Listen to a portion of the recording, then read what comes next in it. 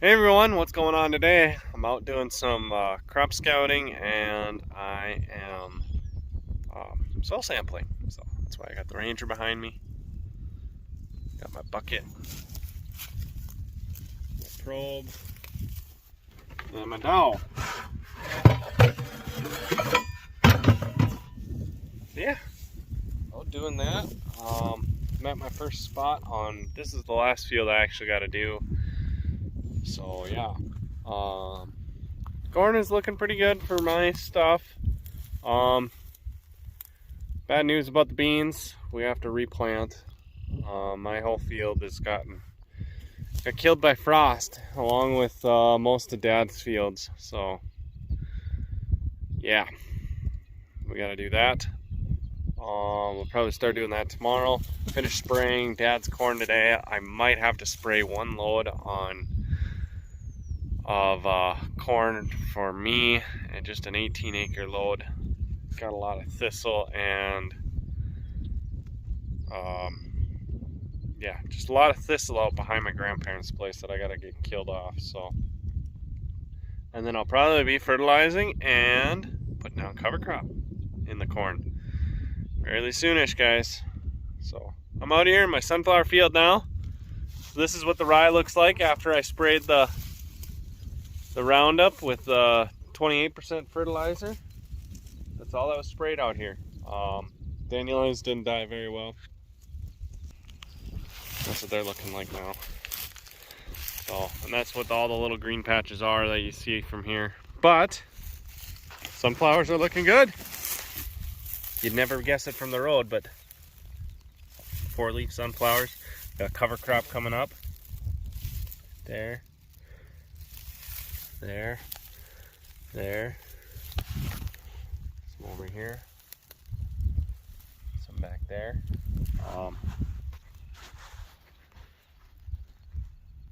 Yeah. So I did it last year. If you want to go ahead and check that video out. I explained how I soil sample, but I'll do it again too. So I got an app on my phone that tells that I can kind of set points in the field, however many I want. I think this is about an 80-acre field. I've got about, is it 9 points set to stop at? And what I do is I dump my bucket first, because driving around it gets a little dusty in there and don't want to contaminate my sample. So what I do is I take my soil probe. It's an 18-inch probe. It's got a mark right there for 6 inches. Another one for 12. So I take that, I find a spot on the ground. I brush away the residue, and then I just simply stick it in the ground up to the 6-inch point. Then I twist and pull. That's all it takes, guys. From there, that goes in the bucket. So this is the first sample, so it's an empty bucket. And then it takes 2 hands to get the soil out of the probe, so I'm just going to finish this part of the video quick. But I take my wooden dowel here and I push it out of the probe through like this.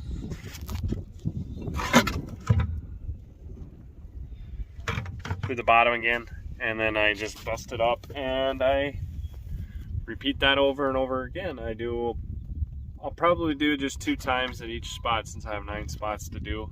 That'll give me a good enough representation of the field. So yeah, and then we'll send this to Regen Ag Labs, and they will perform a Haney soil test on it. So yeah, hopefully, guys, I'm soil sampling this for a few different reasons. To see if I need any more fertility is one of the reasons, and the next one is to just kind of figure out where I'm at soil health wise. I'm mean, there are a lot of other indicators for doing that as well, such as bringing a shovel with you. Taking soil samples itself is a good way to do that. Just go out and look for worms and other stuff like that. But yeah, that's all I got for you now, guys. Catch you later. Hey everybody, I am still out in my sunflower field. I found this is gonna be my favorite field to scout this year. Probably because I'm hoping that I'm done with this field after sampling it until harvest. This will be the last time I be in here with any equipment. And this, I really don't consider this much of equipment either. But harvest time should be the last time I'm in here, unless I decide to fertilize it a little bit more. Then I'll be coming out here with a co-ops spreader on a tractor, pull behind spreader on a tractor.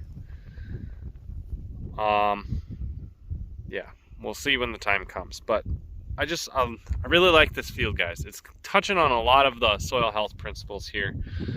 Only thing I really missed was I didn't get livestock out here, which I haven't gotten livestock out on any of my farmland yet since the beginning of this process. I've been really contemplating it on how to do it and whether I should get my own livestock or what. But I think this year, if this turns out really well, I'm gonna have this field, this 80-acre field, fenced off, and I'm gonna talk to a few neighbors, or a neighbor or something that's got some cattle, and see if they want to run it out here this winter. Get some hoof action on the ground. My plan is for this to go to corn next year. So,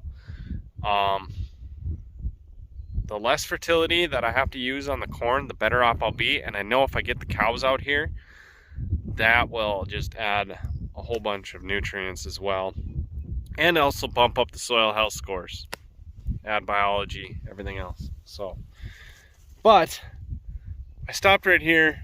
I'm at my third sample site right now, and I just had to stop, and you guys got to see this. Look at the ground cover here. This is just awesome. You see sunflower poking through right there.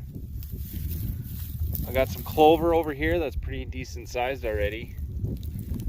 Some more cover crops there. A lot of it's more like this field.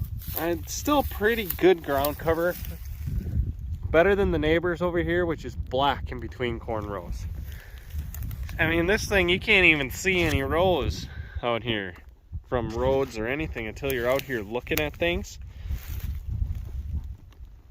Yeah. But this is keeping my ground cool, and it's keeping it damp. Now, we haven't gotten a rain in a long time, guys. A decent rain. Not since before planting, really. So, we're desperate. We need a rain. But this here, yeah, you can tell we need a rain because although that's damp, but look at that, all that root structure and everything right there, guys. And there's a live root right there from something, I don't know what for sure, but look at that. That's just amazing, guys. So when it does finally rain out here, what's going to happen is, instead of the soil like this, the bare soil, this will get hit, and you can kind of see, it's really hard to tell, but it splashes and it moves, and it'll get up onto the plants, and that's what causes some diseases. So when you have it like this, with this mat on the ground, the rain will hit the mat and the soil, and it'll just trickle down through the mat onto the soil, and it'll just get absorbed into the soil there if you have the infiltration, which I'm working on that, guys. To get infiltration, you just need root structure, because the water will follow the root channels down into the soil. You don't need tillage to get water into the soil. Tillage actually seals soil up so it causes runoff. All right, just wanted to touch on that, guys. Catch you later.